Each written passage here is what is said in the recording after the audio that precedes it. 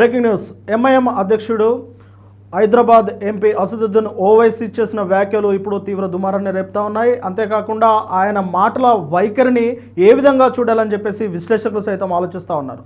అయితే ట్రంప్ వైఖరిని అనుసరించి ప్రధాని మోడీ సైతం పాకిస్తాన్ అధ్యక్షుడిని, పాకిస్తాన్ ఉగ్రవాద వ్యవస్థల ఉగ్రవాదాన్ని స్థాపించిన అధ్యక్షులను ఎత్తుకురావచ్చు కదా అన్నట్లయితే ఆయన సెటరికల్గా మాట్లాడినట్టు తెలుస్తూ ఉన్నది. అయితే ఆయన సర్కజిజం వెనకాల ఆయన ఉద్దేశం ఏంటి అంటే దేశంలో చిచ్చు రాజేయాలని చూస్తూ ఉన్నారా ఏంటి ఆయన ఉద్దేశము అనేది అయితే ఇప్పుడు పెద్ద చర్చగా మారిపోతూ ఉన్నది. ముఖ్యంగా డొనాల్డ్ ట్రంప్ వెనుజులా అధ్యక్షుడిని మదురోను ఎత్తుకొచ్చిన విషయం అందరికీ తెలిసిందే.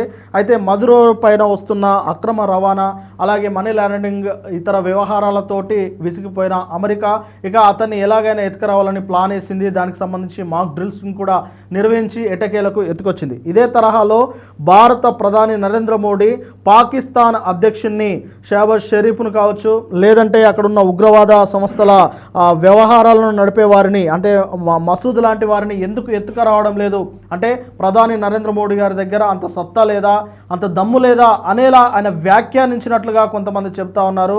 ఇది ఖచ్చితంగా ఓవైసీ మాటలను చాలామంది బీజేపీ నాయకులు, బీజేపీ శ్రేణులు, ఇతర రాజకీయ విశ్లేషకులు కూడా తప్పుపడతా ఉన్నారు.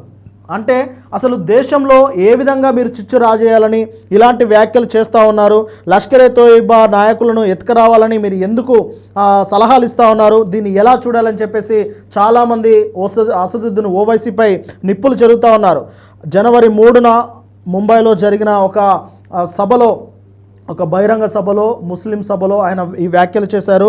అయితే దీని వెనకాల ఆయన మాట్లాడుతూ మోడీ 56 ఇంచుల ఛాతీ ఉంది, 56 ఇంచుల ఛాతీ ఉన్న ధీరుడు మోడీ అని చెప్తూనే ఆయన మరి అంత ధీరుడైతే పాకిస్తాన్ అధ్యక్షుడిని ఎత్తుకురావచ్చు కదా, పాకిస్తాన్ ఉగ్రవాదులను ఎత్తుకురావచ్చు కదా అన్నట్లు వ్యాఖ్యానించారు. అంటే 26/11 దాడుల్లో అంటే 26/11 ముంబై దాడుల్లో సూత్రధారుడైన మసూద్ అజర్, అలాగే లష్కర్ ఈ తోయిబా నాయకుల వంటి వారిని వచ్చే దమ్ము మోడీకి లేదా అని ఆయన అడిగినట్లుగా కొంతమంది విశ్లేషకులు అభిప్రాయపడతా ఉన్నారు. ఇది ఖచ్చితంగా అంత మంచిది కాదు, రాజకీయ పరిణామాల్లో కూడా, రాజకీయ వ్యవస్థలో కూడా ఇది అంత మంచిది కాదు, ఓవైసీ మాటలు అంత మంచివి కాదన్నట్లు కూడా వ్యాఖ్యానిస్తూ ఉన్నారు.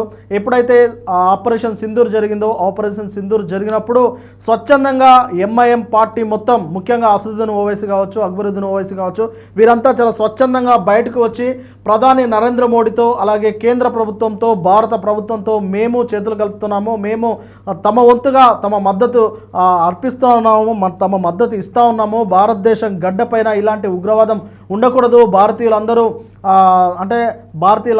శాంతి భద్రతల నడుమ మెలగాలి అని చెప్పేసి వారు స్వచ్ఛందంగా బయటకు వచ్చి బహిరంగంగా ప్రకటన చేయడం పట్ల అందరూ హర్షం వ్యక్తం చేశారు. అటు బీజేపీ శ్రేణులు, బీజేపీ నాయకులు కూడా అసదుద్దీన్ ఓవైసీ పట్ల ఒక సానుభూతిని కనబరిచారు. కానీ ఆ తర్వాత ఇప్పుడు మాట్లాడుతున్న మాటలను మరొకసారి అసదుద్దీన్ ఓవైసీ విషం చిమ్ముతున్నట్లుగా చెప్తా ఉన్నారు. అంటే మోడీని రెచ్చగొట్టేలా, మోడీ వ్యాఖ్యలను ఎలా అంటే మోడీని రెచ్చగొడుతున్నట్లు మీరు చేస్తున్నారని చెప్పేసి వారైతే చెప్తా ఉన్నారు. మోడీ గారిని రెచ్చగొట్టడము, బీజేపీ శ్రేణులను రెచ్చగొట్టడము ఓవైసీకి ఒక పరిపాటిగా మారిపోయింది. ఇది మార్చుకుంటేనే బాగుంటుంది, లేదంటే దేశంలో అంతర్గతంగా చిచ్చు పెట్టేలా మీరు ఏ వ్యూహాలు రచించినా, ఎలాంటి ప్లాన్లు వేసినా అవన్నీ భగ్నమైపోతాయి. భారతీయ పౌరులు కావచ్చు, భారతీయ యువత కావచ్చు చాలా యాక్టివ్గా ఉంటారు, అన్ని విషయాలు వారు ముందే పసిగడుతూ ఉంటారు. ఇకనైనా ఓవైసీ ఇలాంటి మాటలను మానుకోవాలని చెప్పేసి ఆయనకు హెచ్చరిస్తూ ఉన్నారు.